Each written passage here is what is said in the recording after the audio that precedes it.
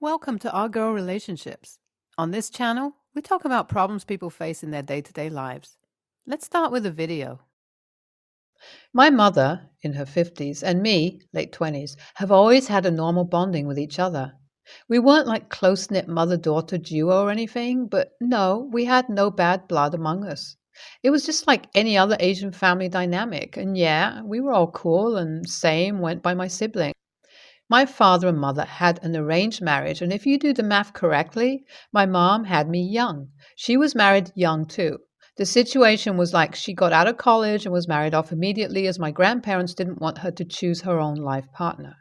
We are from a very conservative society, and as my grandpa is from a South Asian country, the tradition they have in their countries is high key conservative, and she never really got a chance to decide anything for her life. I am the oldest kid and a female. So, yeah, she wasn't allowed to stop until she gave birth to a male child. So, after my youngest sister, at last our brother was born. He is right now in college, actually just 2 years into college. So, you can see the age difference between me and him. My father is not really that great husband or father. He just did his basic duties as the man of the house and called it a day. My mother never really loved him, and at some point she tried killing herself because she didn't like her life, from what I know. I was only 12 at that point, so I don't remember much, and it was so traumatizing for me, as my therapist said my brain made itself forget about that incident. Then one day, suddenly, she couldn't take it anymore. I remember that. I remember that day, my mother behaving nervously, and from my family dynamics, I have this thing of learning the mood of the person or the room by just sensing and looking at it. And that day, she was extra nervous from the usual. I knew that she was up to something and wanted to tell my dad, but I never trusted him. My mom talked to the three of us, told us to eat properly and take care of us and dad. And remember the look she gave me, and from that, I knew she was about to do something. I couldn't sleep the whole night and was staring out the window.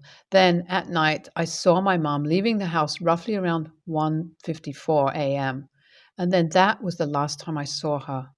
I know she saw me the last time near the window too, but she never looked back. We searched for her the whole next month, but she was nowhere to be found. And out of rage, my dad stopped looking for her as well. After that, my dad remarried a new girl, and things actually started to change. I don't know what happened to my dad after my mom left, but it was almost like he was really hurt. And at that time, I didn't understand why would my father be hurt. Like, why? If he loved her, he would have done so much better for her and be like any other loving husband, but something changed in him. He started prioritizing us, and when my stepmother came in, we pretty much turned into a new healthy family. It's almost like my mom was the bad bone in the house, and because of her, the whole family was toxic. It changed slowly and it became better. We all grew closer to each other. I mean, it was awkward for me, like I was all grown up and being treated in a good way from my father. Felt surprising. So, yeah, everything was right. And even though I miss my mom, I felt happy over everything. 8 years passed from today, she left, and everything practically changed. My brother and sister, they got to have their healthy childhood, and yeah, I'm really glad that they were saved and it's okay. I went through all that. I am over it and have forgiven each one of them because my therapist said to me that I should, because that grudge won't help me move forward. My dad fell in love with all of us, but he hated my mother more than anything. He hated the fact that what she did with all of us. He hated how she left us and cut every tie with my mother's side of the family. And I understand that anger of being abandoned out of nowhere, and the society we live in made my father feel more miserable about it. As I grew older and older, every time I would want to know about why she left, what was the reason, but my dad had made this unspoken rule of not talking about my mother in the household and what was done. None of us siblings ever brought her up, and our stepmother never made us feel bad and treated her like her own children. And for her, too, you could see that she was upset over my mother. Maybe it's because of her feeling bad for my dad and us. But yeah, she had a bad bone with my mother too, even though they have never met each other in any way. So, from all the details, you can say we have zero connections to her in any way or form, and no matter what she is, just simply not allowed into our lives anymore. Now, back to what actually happened. My mother returned into our lives a week ago. After 8 years without her, she just shows up in the evening right before we were supposed to go to bed. New Year just started, so 1 week from now it will be the 23rd of December, and she shows up at the door. We were all enjoying Christmas vibes, decorating the house. I know this because we were waiting for my sister to arrive, and we don't live with our parents anymore, so yeah, we arrived and started our decorations and everything. She shows up, and all the people, I had to be the one opening the door. I am the most emotionally weak one when it comes to her. If it had been someone else, she would have had the door shut on her face, and that's just exactly what she deserves for abandoning all of us. I started losing it. I felt all those emotions again, and I couldn't think straight. Everything came flooding so fast, and I couldn't process it all and started throwing up and having panic attacks. I know the whole story doesn't seem traumatic enough, but the emotions I felt were real. And before you go on and judge me about the whole thing, about how I am overreacting, let me say, I know what I went through, and you telling me otherwise is not going to make me feel otherwise. And please be kind. My parents and siblings immediately rushed over to me, and after realizing it was my mom right there, he called the cops immediately.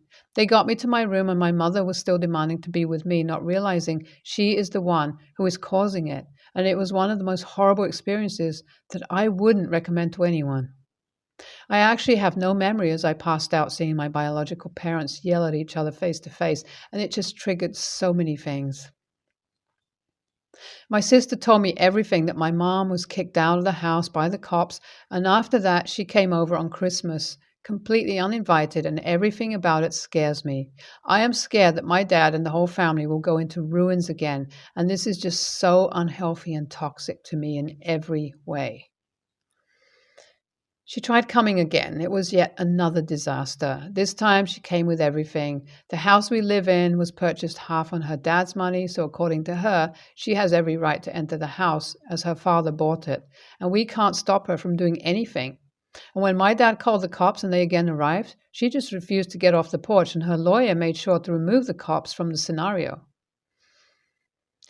None of us spoke to her directly, and she kept on apologizing for everything, even though she knew she had already messed up.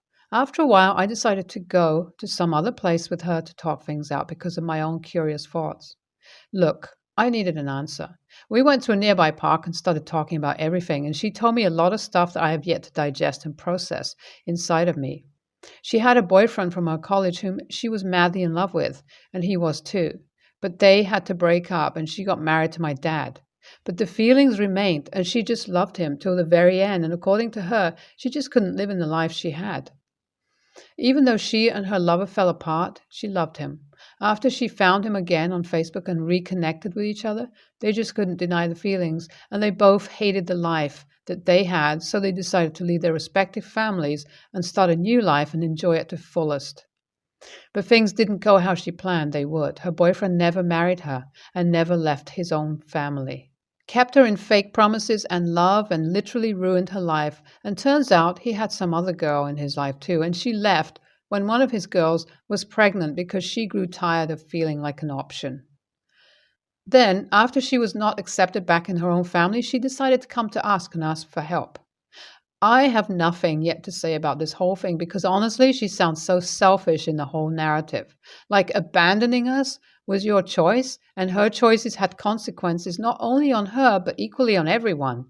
It changed everyone's life. I remember how little my brother was, and he would ask for mom, and we had to make up excuses, and when we wouldn't buy any of it, he would cry himself to sleep. It's really complicated for now, and I don't see a solution for it. She left at night, and my dad is mad at me for speaking to her and giving her my time, but he will slowly understand. I know things will get better.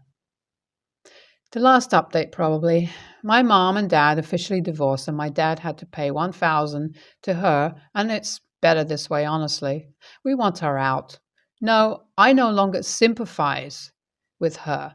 She was selfish and she has to face her own consequences on her own. And if she tried anything, we will get a restraining order against her and pack things up permanently.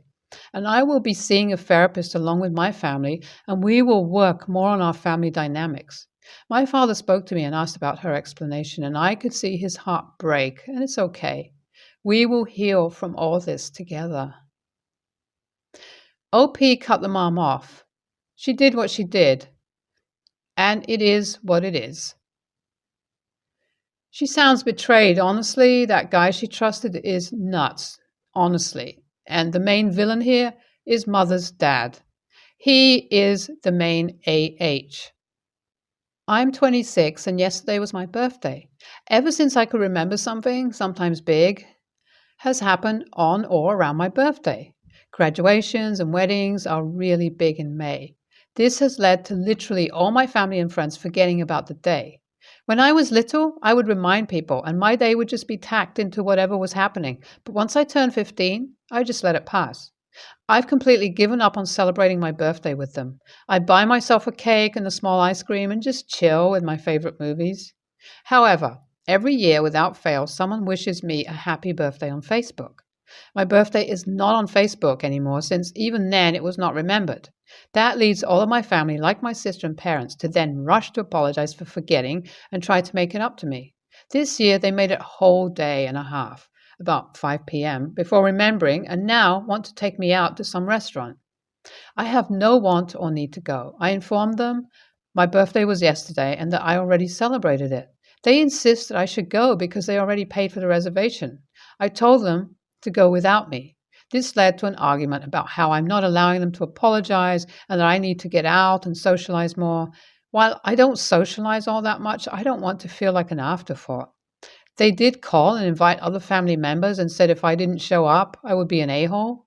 At this point, it's more frustrating because I just rented all the Spider-Man movies and plan to binge watch them. I really don't need their apology. I've come to expect this to happen, but they said if I expected it, then I should be prepared to eventually celebrate with them.